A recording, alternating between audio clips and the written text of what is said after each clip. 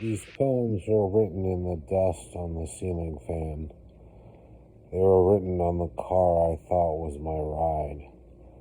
They were written on a clown's red nose. Their pop zits. They were written as a blizzard. These poems were written as a goodbye no one heard. They were written with a sinus infection and a throbbing brain beating in time with the heart. They're the candy that gets stuck in your teeth. These poems were written in the dust on the ceiling fan, and you've just discovered them.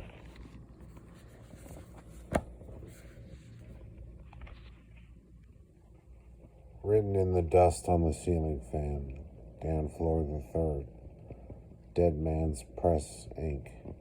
Alright, this is the one cigarette segment of the documentary.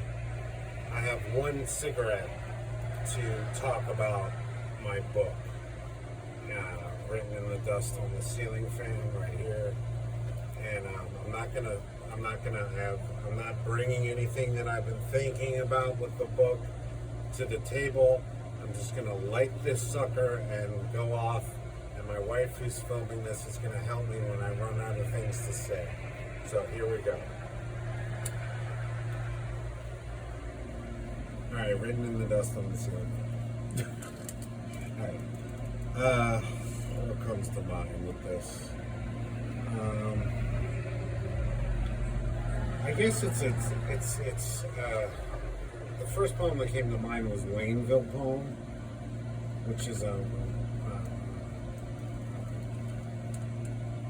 was a very interesting time in my life, and I never thought it was interesting until I started writing about it. And that's the way it is with a lot of poems. Like, they're not that interesting until a lot of poems. It's not that interesting until you start to write about it, and it's the poet's job to make it interesting. And so that's Wayneville poem. And I guess I could read it, but that'd be cheating. I'm supposed to have a cigarette to talk about. What else? I wonder if cigarettes come up in this book. Probably. I'm always recommending cigarettes. Don't smoke. And this book is $7, but I feel like, to be honest with you, I put so much work into it. It's a good deal, I think. So, yeah, $7. It's not a long read. It won't take you very long to read it. But hopefully you'll read like 4 or 5 and not want to put it down. Just see what the next one's going to be. But what else? It's got a nice cover. Dead Man's Press, Inc. is my publisher for it.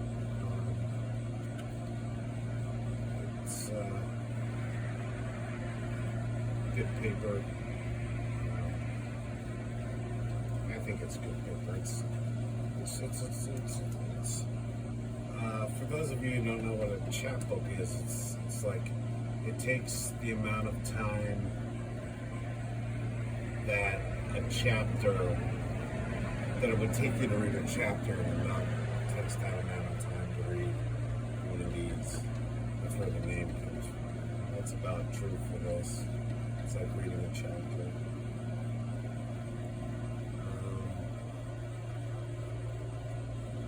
Is there anything you wanted to ask me, Jane, about the book? Or? Well, you said it's $7. Where can people buy it? Amazon. You can get it on Amazon. It's $4 if you want it on Kindle. It's available on Kindle too. Do you have any of the poems in that book published anywhere else besides in that book? Yeah, not a lot of different places, but the Open Arts Forum has a lot of them. I'm really thankful to other editors from other publications because they help you find, like, they kind of weed out your crap and find your gems for you. And in putting this together, I looked at my published works from people. So, yeah, I'm still smoking, so what else can we say? I'm telling you, I'm scared to do this book in front of in a bookstore because there's so much cursing in it. But the cursing is not like, I don't curse personally, but the narrators and the poems curse. So it's not always me talking. And but I don't, I'd have to talk to the bookshop owner and be like, yeah, I say shit, I say fuck, I say, is that alright to be saying in your bookstore? And they'll probably be like, yeah, curse words sell a lot of books. Scream it from the mountaintops, whatever you gotta do. I didn't go for shock value. I went for the natural language of how it would be said. Like if you're at a gas station or something, and I spend a lot of time at gas stations. I'm almost done my cigarette here, but I had a teacher who, his name will go unnamed, and he said, he was talking about one of his students. That's just the cat, if anybody hears that. And her cat wants to come She out. wants to come She out. wants to They be give him a picture of her. Yeah. What are you doing, Tulip? She's in this book. She's in here. Nice. My teacher, he said he had this student that was like always hanging out at the gas station because he was such a loser. And this was an English teacher. And now I always hang out at gas stations and I'm creating literature. So what do you think of that?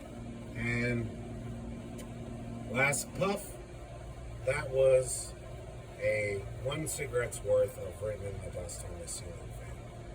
Cool. And for the record, you're just a few seconds shy of 7 minutes. So you got a minute for every dollar you would spend on the book. Hi, this is Daniel J. Flora III, and I'm here to read you a poem. It's called Laneville Poem. Laneville, muted sunlight, good sex, bipolar, playing Jay-Z in the morning, pissing off the people below me. Laneville, crappy bars, and not in a good way. Buildings like prisons, walking the streets so alive, unlike now in my catacomb spirit. Laneville had a dirt and joy mixed spirit, good news, poetry, explosions. I felt important.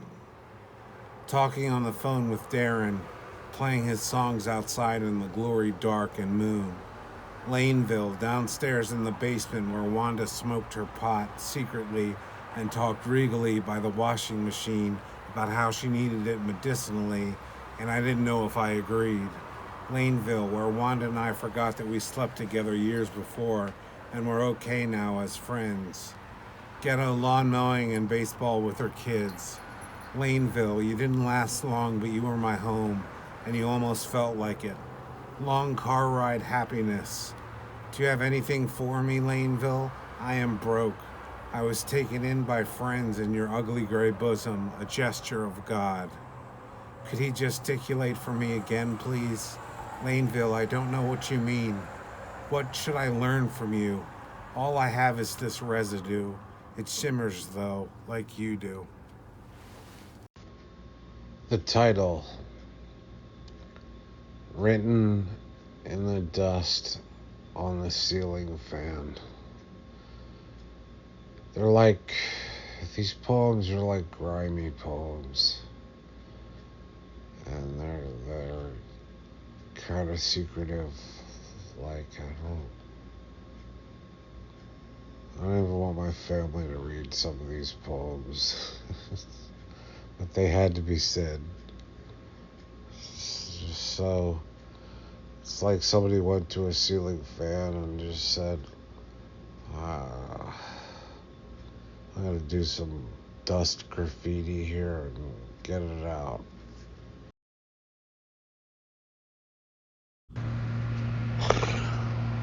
Well, in the 50s and early 60s, albums were a collection of singles, and I've always thought of poetry books as albums, and all my poetry books before this have all had themes, running themes throughout them. And this one, I just wanted, the singles. I just wanted the best poems I had. And, so that's what I did. So, and I do think that sometimes poetry collections, they really are reaching for a theme. Like, the poems are on so many various different topics, and they just reach for some kind of vague thread. And not that a theme can't be achieved, because it can. And I've done it myself, but it was always very vague. And this one's just out there. Here's a poem. Hopefully you'll enjoy it. Here's the next poem. You'll enjoy that one too. And the next one. Almost like when you read a poetry collection and you go, that's the best poem in the book. I wanted all the poems to be like that. And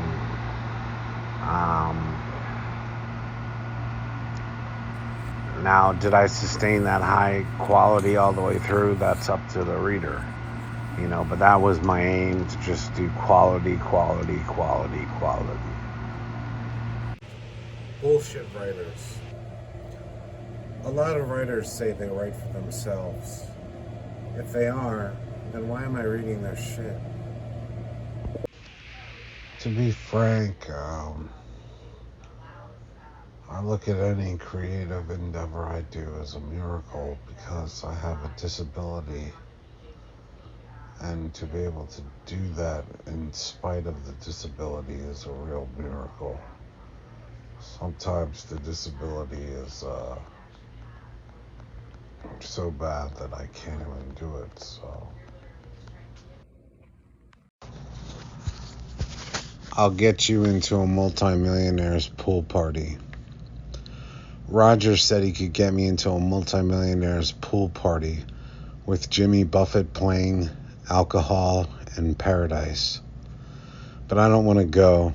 I'd just be daydreaming of talking to the girls in bikinis without ever doing it, wondering who was taking drugs and if they could tell I was crazy and poor. Then when the multimillionaire would say, "Who the hell are you?" I'd have to say exactly back to him and kiss the chlorine off his ass. So I've always been a fan of backstory of artwork and the backstory behind things. And the first poem in this book is "I'll get you into a multimillionaire's pool party." Not just a millionaire, a multimillionaire.